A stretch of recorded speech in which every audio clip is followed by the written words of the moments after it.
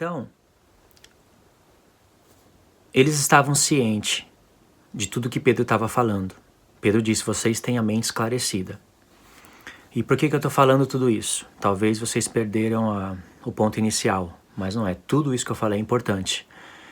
Então os apóstolos profetizaram coisas para o tempo dos apóstolos e profetas do Novo Testamento, que era a salvação que estava sendo explicada para eles e que estava sendo desenvolvida na vida dos eleitos. O que eu quero destacar, os profetas falaram inspirados pelo Espírito Santo.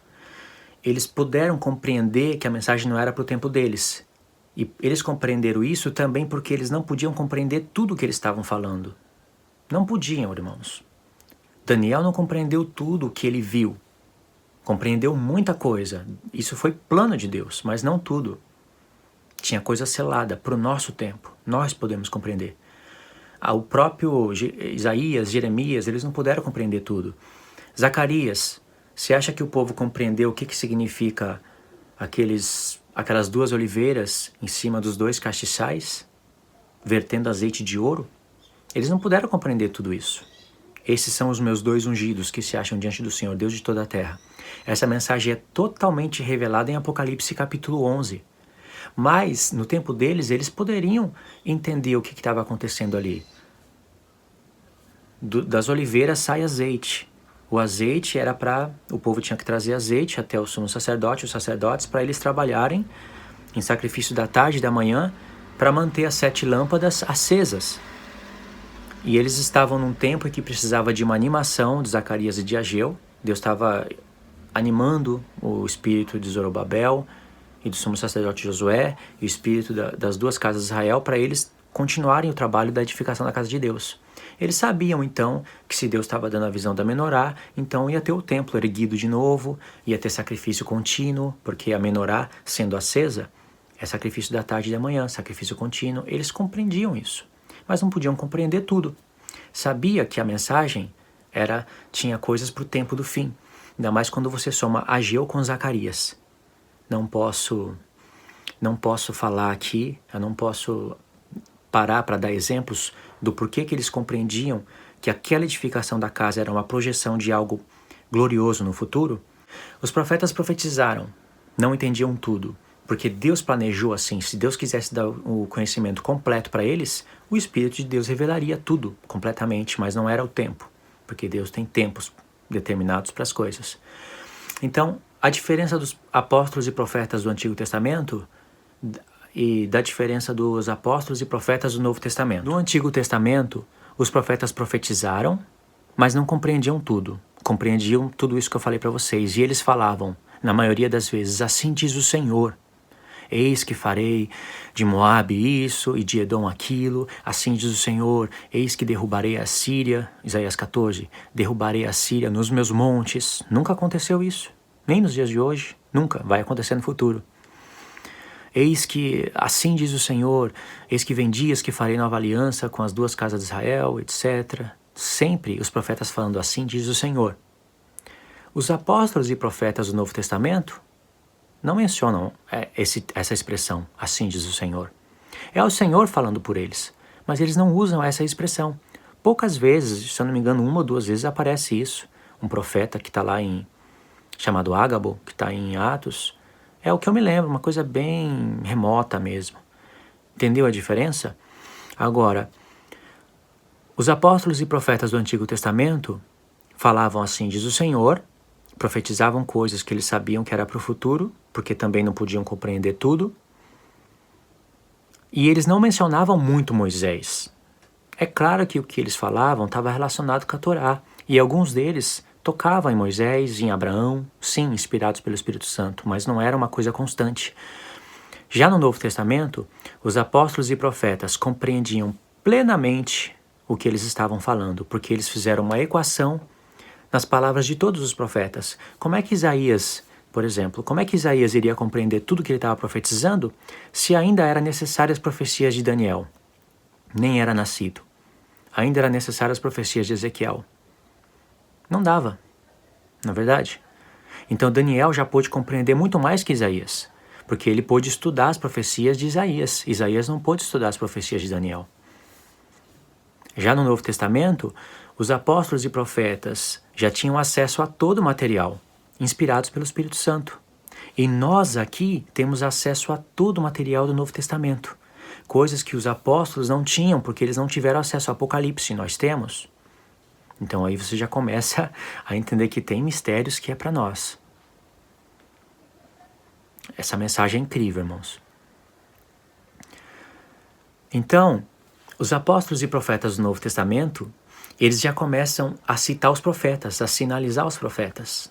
Paulo fala da salvação dos gentios e cita Oséias, e a igreja deixa passar isso, como se não fosse nada, como se fosse uma coisa normal. Vamos falar de calvinismo, está em Romanos 9, vamos falar de eleição, vamos falar de predestinação.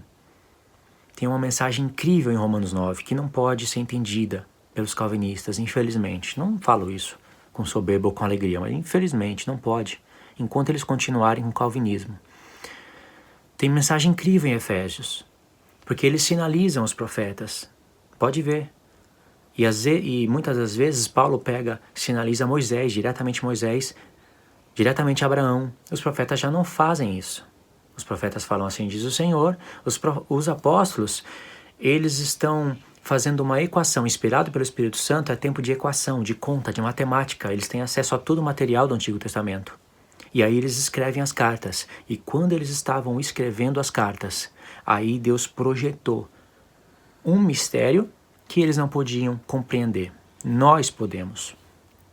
Porque se eles pudessem compreender e visualizar todo o nosso futuro, com certeza eles iriam escrever coisas para aniquilar algumas doutrinas que existem hoje. O único que tinha o poder para aniquilar as doutrinas que existem hoje, as doutrinas erradas, era o Espírito Santo. O único, porque ele era presciente. Então aí a gente vê que houve um planejamento do Espírito Santo. Você sabe quem é que está por trás de todas essas linhas? Quem está sobre tudo é o próprio Deus, não é o diabo. Mas Luiz, essas linhas não vêm de Deus. Deus não planejou o pré-tribulacionismo, não planejou o amilenismo, o calvinismo, o adventismo. Irmãos, todas essas linhas são linhas estudadas e às vezes até ensinadas por filhos de Deus. Não perder a salvação por causa disso. E Deus sabia que iria ser assim. E ele poderia impedir, através dos escritos dos apóstolos. Vamos ver. Deus sabia que existiria a linha pré. Sabia, não sabia? E vamos supor que essa linha está errada. Eu acredito que está completamente errada. Mas ele poderia impedir que essa linha existisse através de coisas claras. Através de uma coisa claríssima. Se bem que quando o homem quer torcer a palavra de Deus, ele é capaz de tudo. Eu já vi isso. Mas ele poderia inspirar o apóstolo Paulo a escrever 2 Tessalonicenses. Eu não lembro quais foram os exemplos exatos que eu dei quando gravei esse vídeo pela primeira vez.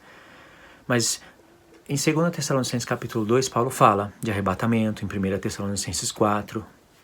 Em 2 Tessalonicenses capítulo 1 também ele fala. Ele poderia tocar no assunto da última semana com todas as palavras e falar, irmãos, por exemplo, estejamos preparados para a semana final, porque o povo de Deus há de passar pela grande tribulação. Assim, Deus estaria confirmando a linha pós e anulando a linha pré. Não existiria linha pré com um texto desse. Ou então, o apóstolo Paulo, o Espírito Santo, não querendo que existisse a linha após e prevendo que existiria, ele não querendo que existisse essa pregação, que existisse só a linha pré, que supostamente seria correta, ele poderia inspirar qualquer apóstolo, vamos falar do Paulo, que ele foi mais que falou sobre isso, a falar, irmãos, que exemplo que eu posso dar? Por exemplo, em 1 Tessalonicenses 5, Paulo fala algo semelhante assim, irmãos, vocês sabeis com precisão que o dia da vinda do Senhor vem como ladrão, mas vós não estáis em trevas. Aí o apóstolo Paulo poderia falar, nós não seremos participantes da última semana, da semana final, porque a igreja de Cristo não passará pela grande tribulação. Pronto. Não existiria linha após. Nenhum pregaria. Porque está escrito isso. Mas o Espírito Santo quis que a verdade fosse manifesta através de uma contabilidade que nós vamos fazer nas cartas dos apóstolos, buscando base nos profetas. Esse foi o planejamento do Espírito Santo. Então uma coisa é lógica. Se Deus sabia que existiria tais linhas e quisesse que elas não existissem, ele poderia muito bem inspirar qualquer apóstolo a falar coisas semelhantes a esses exemplos que eu dei. Totalmente válido, totalmente coerente, totalmente claro. Não existiria tais linhas. Eu poderia dar exemplos semelhantes para falar do amilenismo ou do pós-milenismo. Mas Deus não quis. Ele que planejou as coisas assim. Quando vocês entenderem isso, vocês vão ver que tudo está sob o comando de Deus. Porque Ele quis provar, tudo isso foi para provar os nossos corações. A mensagem do pré-tribulacionismo, ela tem bases em textos desconectados. Mas quando você vai buscar base nos profetas, você não encontra. Você só encontra base e não são bases válidas, porque elas têm que ser tiradas somente do Novo Testamento e descontextualizadas dos próprios contextos imediatos, não olhando para a totalidade da Escritura, para a Escritura geral.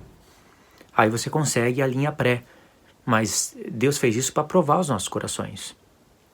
Não vai tirar a salvação de ninguém, mas vai tirar recompensas, galardão. Vai tirar sim. Então não pense que Deus ia dar tudo com molezinha através do Novo Testamento. Ele ia explicar muitas coisas, dar muita luz, mas mesmo assim ele iria formar um planejamento para ver se a gente está estudando as Escrituras ou não. Sobre tudo isso que eu falei, eu queria que vocês entenderam. Ainda não falei qual é o mistério que os apóstolos, eu não falei claramente, diretamente, qual é o mistério que os apóstolos não puderam entender, mas que Deus formou esse mistério para nós através dos escritos deles. Esse mistério envolve Efraim, Judá e as duas casas de Israel. Vocês levando em conta tudo isso que eu falei e prestando atenção no que eu vou falar a seguir aqui, em um próximo vídeo, aí vocês vão poder fazer a soma. Vocês vão ver, analisar e vão falar realmente, Deus está sob o controle de tudo, Ele sabia de tudo, Ele poderia impedir o que quisesse, mas Ele não quis. Até a mensagem das duas casas de Israel, Ele deixou meio que revelado e meio que encoberto no Novo Testamento. E os apóstolos, como eu disse, não poderiam prever todas essas linhas que existiria hoje, porque senão eles iriam anular essas doutrinas erradas.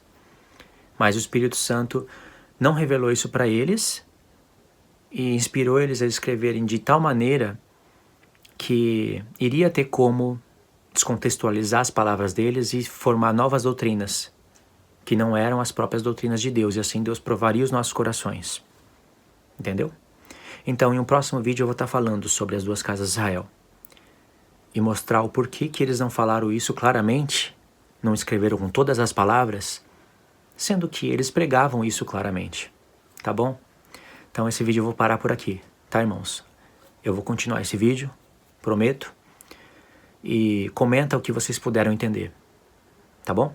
Se não entenderam, volta o vídeo e assiste de novo, porque são coisas preciosas, são coisas que vai fortalecer a doutrina das duas casas de Israel, que é a doutrina dos apóstolos e profetas, que é a doutrina que traz a restauração de todas as coisas para a vinda do Senhor Jesus. Não é só os sinais, não é só os sinais terríveis que você tem que ficar observando para ver se o Senhor Jesus está perto ou não. Também tem o povo dele. Aliás, ele vai vir no tempo das duas testemunhas que tem azeite de ouro. As duas testemunhas vão ganhar azeite de ouro da parte de quem? Do Espírito Santo que está em nós. A mensagem vai passar para elas.